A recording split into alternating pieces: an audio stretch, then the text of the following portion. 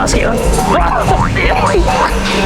Tengok ni, wide tak wide shoulder Abang Faiz ni. Orang memang tahu dah, Abang Faiz daripada dulu lagi shoulder dia tu terbelahak keluar. Sebab apa? Sebab apa? Tak main arm sangat.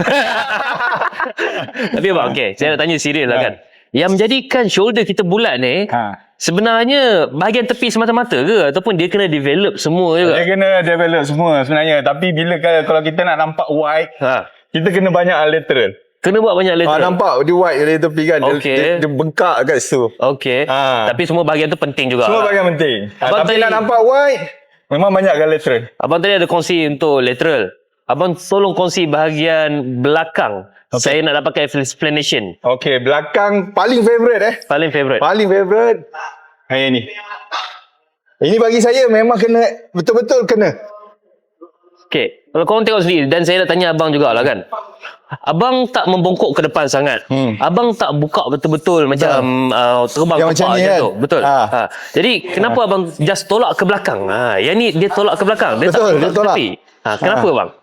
Sebab saya rasakan benda tu betul-betul tepat kena pada Shoulder belakang. shoulder yang belakang. Shoulder belakang. Yang belakang.